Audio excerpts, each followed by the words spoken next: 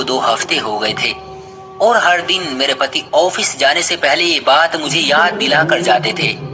मेरे दिल में तरह तरह के सवाल उठते थे, मगर ये सोचकर चुप हो जाती कि अभी पति ऑफिस चले जाते और मेरी नंद प्रीति स्कूल चली जाती। आना चाहती थी, मगर मैं अपने पति के डर की वजह से उनसे दूर दूर ही रहती थी। 2 बजे के करीब मेरी नंद प्रीति स्कूल से वापस आ जाती थी और यूनिफॉर्म चेंज किए बिना ही छत पर चली जाती थी। प्रीति छत पर पूरा पूरा घंटा बिताकर आती थी। वो जैसे ही नीचे उतरती, मेरी सास उसको बातें सुनाना शुरू कर देती थी और देखते ही देखते हमारा घर जैसे पानीपत के युद्ध का मैदान बन जाता था। पहले पहले तो मुझे लगता था कि मेरी सास प्रीति के साथ इसलिए झगड़ती थी क्योंकि वो स्कूल से वापस आने के बाद बस्ता खोलकर भी नहीं देखती थी। मगर अब मुझे इस घर में आए हुए 2 हफ्ते हो गए थे। अब मुझे ऐसा लगता कि मेरी सास प्रीति को छत पर जाने से रोकती थी, मगर वो उनकी बात को तवज्जो ही नहीं देती थी। फिर शाम को जब मेरे पति आते तो सीधे प्रीति के कमरे में चले जाते। न जाने दोनों बहन भाई घंटे भर क्या मीटिंग करते रहते थे। प्रीति के कमरे से निकलकर वो सीधे छत पर चले जाते। मुझे देखकर हंस पड़े और बोले, आज तो सूरज 1.25 हाथ पर है, ऊपर वाला रहम करे। उनके हंसने से मुझे हिम्मत मिल गई थी, इसलिए मैं शिकवा किए बिना न रह सकी। मैंने उनसे कहा कि आप मुझे घर वालों से घुलने मिलने क्यों नहीं देते और ना ही खुद मुझे वक्त देते हैं। हर समय छत पर बैठे रहते हैं, न जाने क्या खजाना छुपा रखा है वहाँ। अनिल एकदम से सीरियस हो गए। उनकी आंखों में गुस्सा देखकर मैं डर गई थी। वो बिना कुछ कहे ही घर से बाहर चले गए। रात के खाने के लिए भी वापस नहीं आए थे। प्रीति की जान पर बनी हुई थी। उसने अलग से अनिल भाई कहाँ गए की रट लगाई हुई थी। रात के 10 बज गए थे, मगर अनिल का कोई अता पता ही नहीं था। मैं दिल ही दिल में खुद को कोस रही थी कि न जाने मेरी किस बात पर वो मुझसे इस कदर नाराज हो गए हैं। प्रीति जैसे ही कमरे में गई, मेरी सास झट से उठकर मेरे पास आई और बोली, अभी तुम्हारी शादी को जुमा 8 दिन भी नहीं हुए हैं और तुम्हारा पति गायब रहने लगा है। उस पर कड़ी निगाहें रखो। सास की बात सुनकर मेरे दिल में ढेरों सवाल आने लगे। तभी अनिल दरवाजा खोलकर घर में दाखिल हो गए। उन्होंने मुझे अपनी माँ के करीब खड़े देख लिया था। अनिल कुछ भी बोले बिना ही मुझे कलाई से पकड़कर कमरे में ले गए। अनिल गुस्से से बोले, माँ तुम्हें क्या कह रही थी? मेरा तो दिल पहले ही कांप रहा था। उनकी गुस्से भरी आवाज सुनी तो मेरी आंखें भीग गई और मैं रोने लगी। मैं बोली, माँ जी कह रही थी कि अनिल का ख्याल रखा करो। मैंने जानबूझकर बात पलटकर बताई थी क्योंकि उनकी तो अपनी माँ से पहले से ही नहीं बनती थी। न जाने इसकी वजह क्या थी। अनिल को मेरा जवाब सुनकर कुछ तसल्ली हुई। फिर अनिल बहुत ही आहिस्ता से बोले, देखो बात यह है कि मैंने छत पर अलग अलग तरह की नस्ल के तोते पाले हुए हैं। इस मौसम में तोतियां अंडों पर बैठकर बच्चे निकालती हैं। इस तरह उनकी नस्ल बढ़ जाती है। लेकिन अगर तोते किसी अजनबी आदमी को अपने पिंजरे के पास देख ले तो उनको खतरा महसूस होता है। फिर वो अंडों से बच्चे नहीं निकालते, वो अपने अंडे खुद ही तोड़ देते हैं। तुम अभी उनके लिए अजनबी हो, इसलिए मना करता हूँ। अनिल की बात सुनकर मेरा दिल हल्का हो गया था। मैं बोली, परिंदे तो मुझे भी बहुत पसंद है, मैं आपके तोतों का ख्याल रखूंगी। प्रीति भी तो ख्याल रखती है।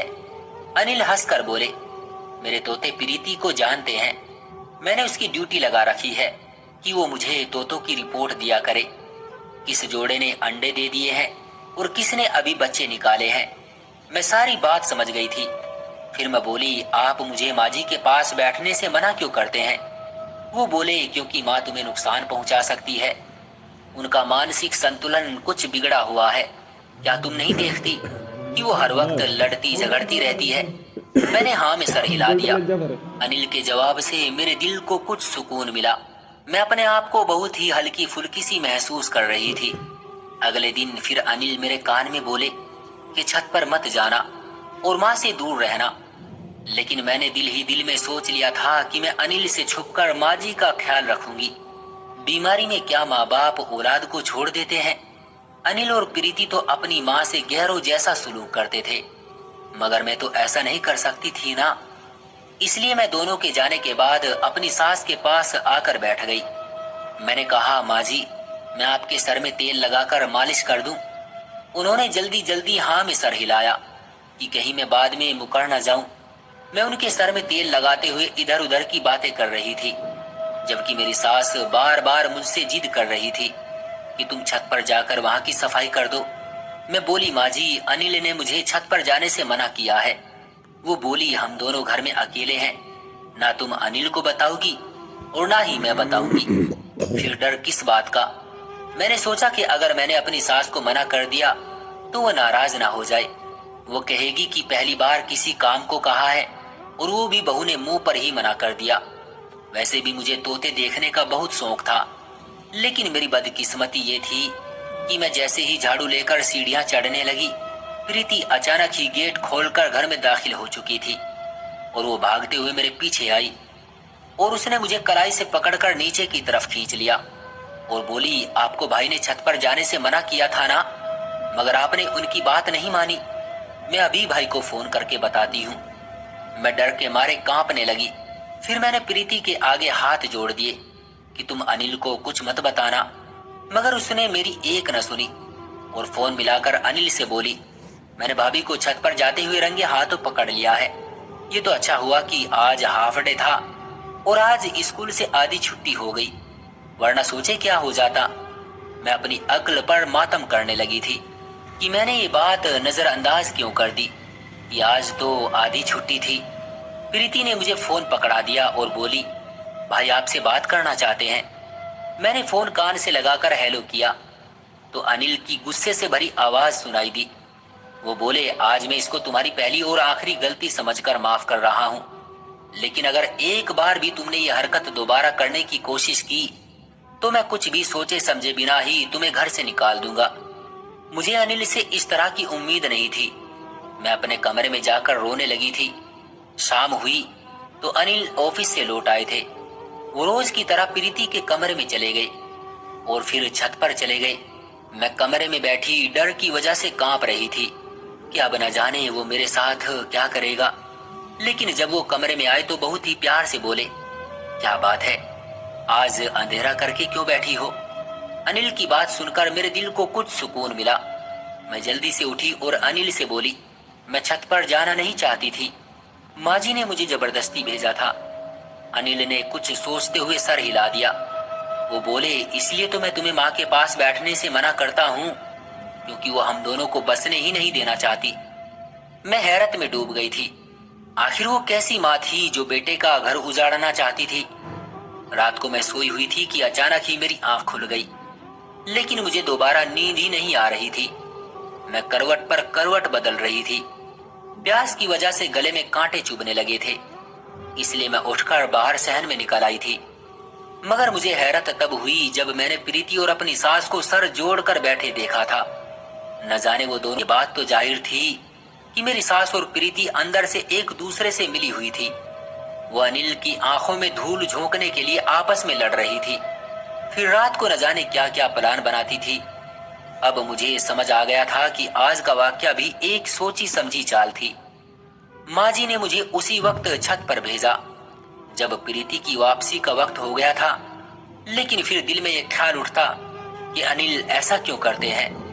तोते तो अक्सर घरों में पाए जाते हैं, मगर इस कदर एहतियात उससे पहले देखने को नहीं मिली थी। मैंने सोच लिया था कि मैं इन तीनों को बेनकाब करके ही रहूंगी। अगले दिन ऑफिस जाने से पहले अनिल ने मुझे फिर से वही बात कही जो हमेशा ही मुझे कहते थे। अनिल और प्रीति के जाने के बाद मैं भी अपने कमरे में चली गई थी। मेरी सास मुझे बार बार आवाज देती जा रही थी। वो कभी कहती कि आकर मेरी टांगे दबा दो, तो कभी कहती कि सर में तेल डाल दो।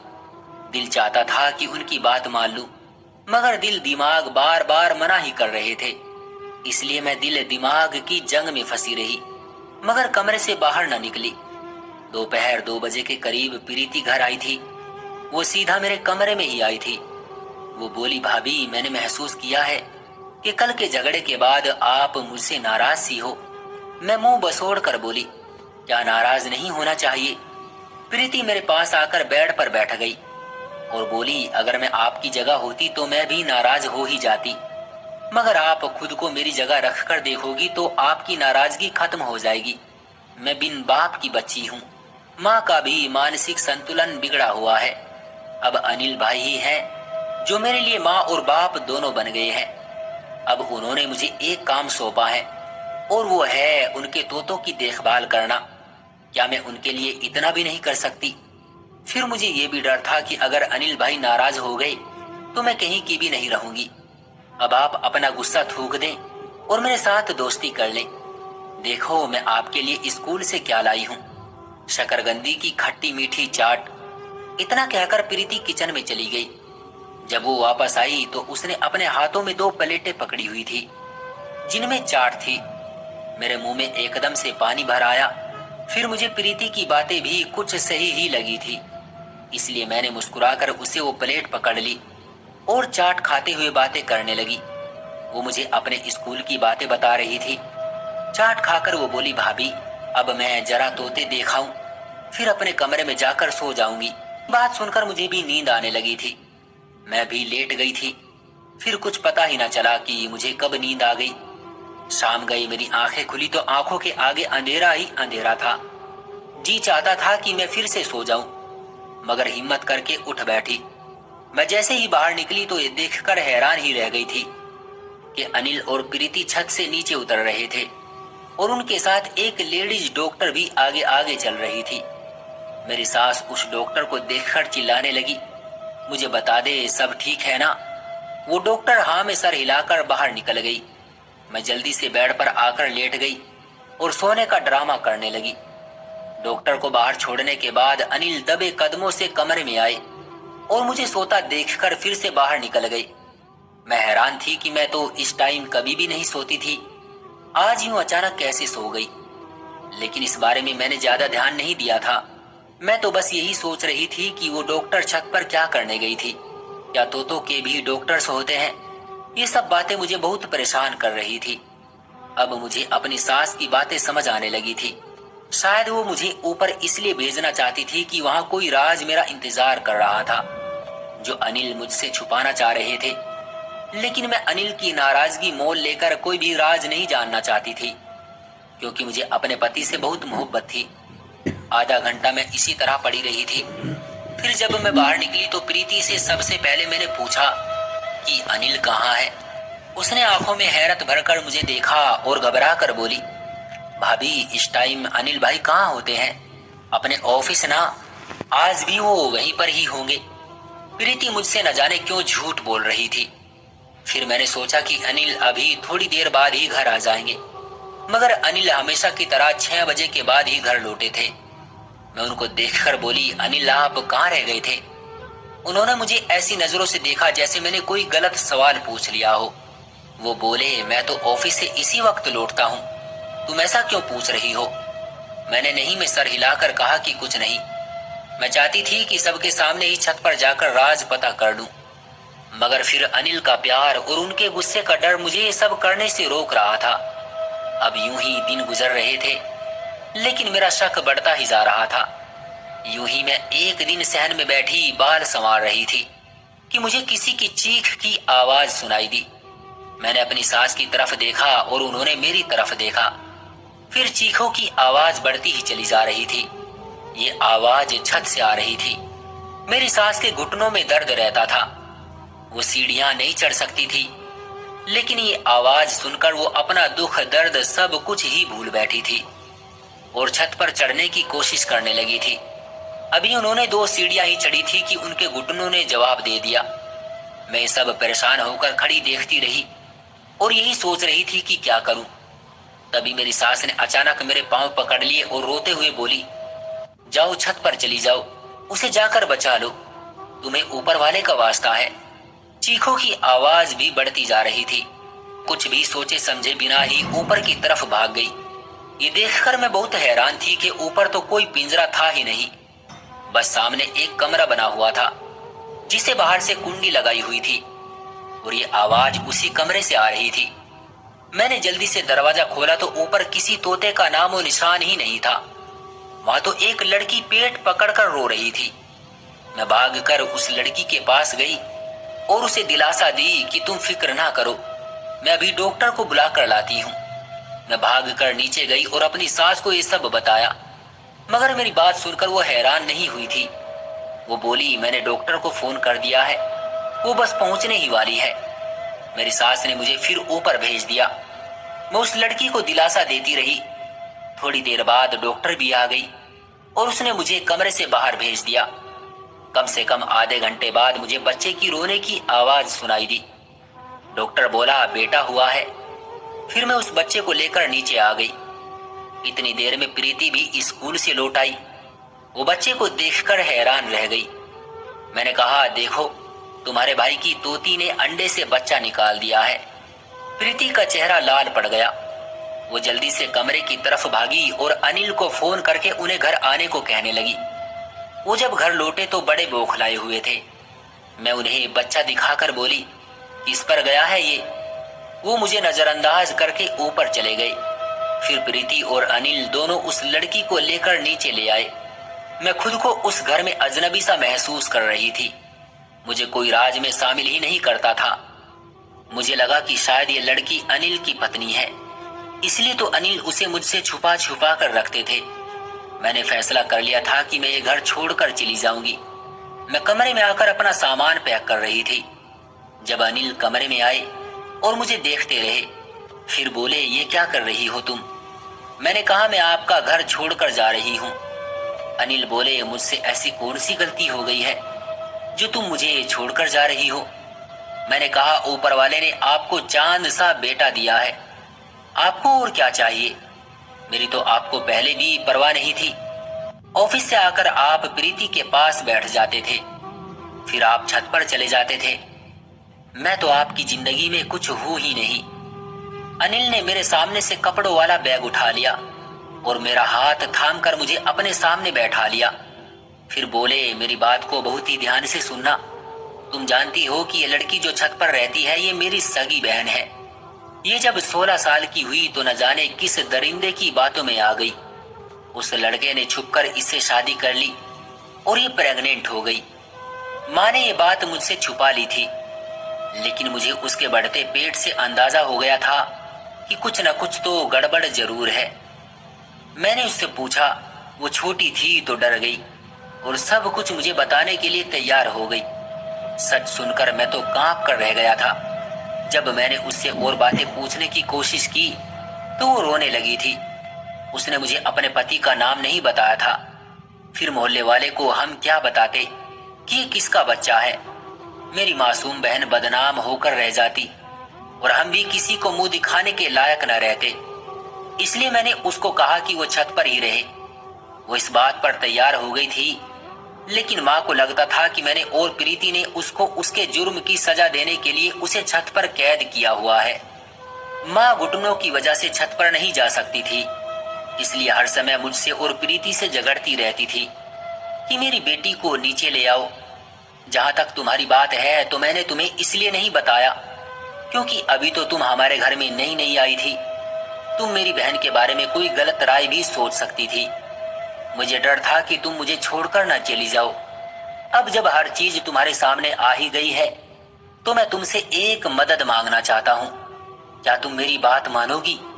मैं अनिल की बातें सुनकर अपनी नंद के लिए परेशान हुई। मैंने झट से हाँ में सर हिला दिया तो अनिल बोले, तुम मेरी बहन के साथ दोस्ती का रिश्ता बना लो। तुम ही वो इंसान हो जिसे वो अपना राज बता सकती है, क्योंकि उसने ना प्रीति को कुछ बताया है और ना ही माँ को। मैंने अनिल से वादा किया था कि मैं उससे पूछकर ही रहूंगी। अब मैं हर समय अपनी नंद के साथ साथ रहती थी। मैं उसके बच्चे का बहुत ख्याल रखती थी। मैंने एक दिन उससे कहा कि ये बच्चा कितना बदनसीब है ना, इसे तो बाप का भी प्यार नहीं मिला। वो ये बात सुनकर फूट फूट कर रोने लगी। फिर बोली, भाभी, इस बच्चे का बाप रमेश है, मेरा बचपन का मंगेतर। न जाने हमें क्या सूझी कि हमने जोश जोश में घर वालों से छुपकर शादी कर ली थी। जब मैं प्रेग्नेंट हुई तो वो डर गया और पीछे हट गया, क्योंकि वो तो खुद अभी कॉलेज का स्टूडेंट था। वो घर वालों को ये सब नहीं बताना चाहता था। नंद के मुंह से उसके पति का नाम सुनकर मेरे सर से तो जैसे बोझ ही उतर गया। मामला तो बहुत ही सीधा था। हम बिना वजह ही घबरा रहे थे, क्योंकि जो इसके बच्चे का पिता था उसके साथ तो इसका बचपन से ही रिश्ता तय हो चुका था। मैंने अनिल से बात की तो उन्होंने भी सुकून का सांस लिया। फिर तो सारा मामला ही सुलझ गया। अगले दिन अनिल रमेश के घर गए और रमेश के मम्मी पापा से बात की। उन्हें भी सारी बात बता दी। शुक्र है कि रमेश के माँ बाप ने अपने बेटे की गलती को स्वीकार किया और शर्मिंदगी भरे लहजे में बोले कि आप चिंता ना करें, कुछ सालों बाद भी तो हमें तुम्हारी बहन को बहू बनाकर ले ही आना है, तो आज क्यों नहीं। इस तरह मेरी नंद एक बच्चे के साथ अपने घर से विदा होकर अपने ससुराल चली गई थी और हमारे घर में एक बार फिर से खुशियां लौट आई थी।